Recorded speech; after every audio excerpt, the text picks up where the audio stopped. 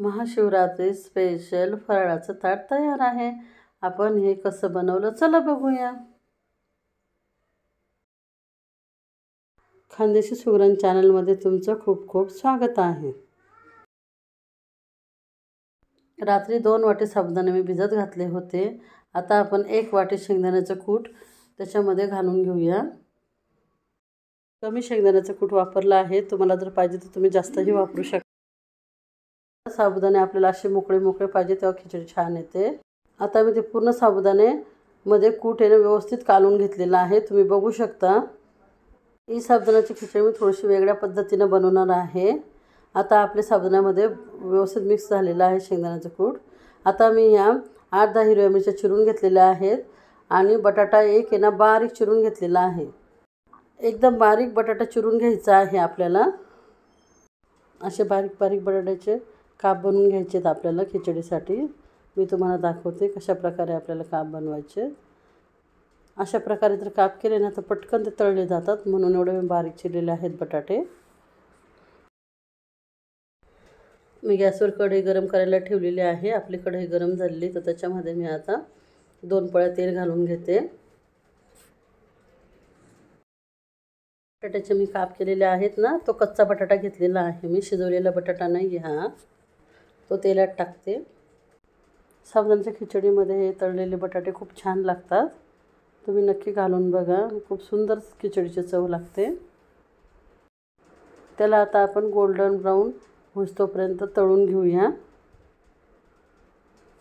बघा आता व्यवस्थित तळले गेलेले आहेत. आता आपण हे ना काढून घेऊया. मी दाखवते तुम्हाला कसे तळायचे आहेत ते. मी सर्व तळलेले बटाटे आता काढून घेतलेले आहे. आता आपण त्याच तेलामध्ये मिरच्या घालूया आणि आता मिरच्या व्यवस्थित तळून घेऊया आपण. मिरच्या आपल्याला चांगल्या तळून घ्यायच्या आहेत क्रिस्पी होईपर्यंत. चवीप्रमाणे मी मीठ घातलेलं आहे साबुदाण्याच्या खिचडीमध्ये. आता मी 1 वाटी शेंगदाणे घेतलेले आहेत थोडेसे, ते घालून घेते. छान लागतं साबुदाण्याच्या खिचडीमध्ये. थोडेसे अख्खे शेंगदाणे टाकले ना तर खूप खिचडी छान लागते. तुम्हाला नसेल आवडत तर तुम्ही नाही टाकले तरी चालतील. आता मिरची व शेंगदाणे चांगले व्यवस्थित तळून घ्यायचेत आपल्याला.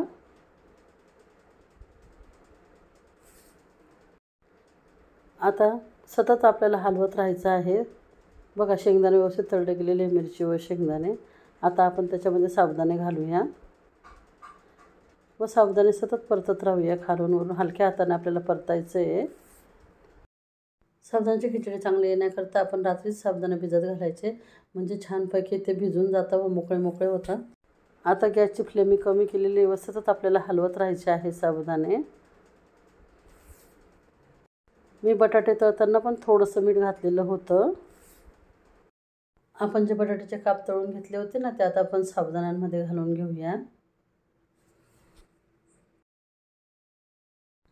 अशा प्रकारे आपण बटाटे तळल्यामुळे ना खिचडीमध्ये कुरकुरीत बटाटे खूप छान लागतात. साबुदाणे सतत आपल्याला खालीवर करून घ्यायचे आहेत, म्हणजे एक एक दाणा आहे ना साबुदाण्याचा पूर्णपणे शिजून जाईल. मी सतत हलवत राहिलेले आहे साबुदाणे व थोडेसे मला कच्चे वाटतात तर मी काय केलं 1 मिनिटभर फक्त मी आता झाकणार आहे. 1 मिनिटवर मी झाकलं आणि काढून घेतलं तर आपले साबुदाणे आता पूर्णपणे शिजलेले आहे. 5 मोठे बटाटे मी शिजवून त्याचे लहान लहान काप करून घेतलेले आहे. आपल्याला बटाटे थंड होऊ द्यायचे व त्याच्यानंतरच आपल्याला बटाट्याच्या फोडी करायच्या आहेत. बटाटे थंड करून कापल्यामुळे ते एकमेकांना चिकटत नाही. कढई गरम करायला ठेवले. कढई गरम झालेली आहे. आता त्याच्यामध्ये मी 1 पळी तेल घालत आहे. उपवासाला जर तुम्ही जिरं खात असाल तर तुम्ही फोडणीमध्ये घालू शकता. सुके बटाटे करण्याकरता तुम्ही या ठिकाणी तूपही वापरू शकता, पण मी एकदमच सिंपल पद्धतीने करत आहे. तर मी 1 पळी तेल घातलेलं आहे व अर्धी चमची मी आता लाल तिखट घालत आहे. ही जी चटणी मी घातलेली आहे ना ही जास्त तिखट नाही आहे, फक्त त्याचा रंग लाल आहे. ते व्यवस्थित तेलामध्ये तळून घेतलं. आता सर्व बटाटे मी त्याच्यामध्ये घालून घेते. सर्व बटाटे मी आता कढईमध्ये घालून घेतलेले आहे व हलक्या हातानं खालीवर करत आहे.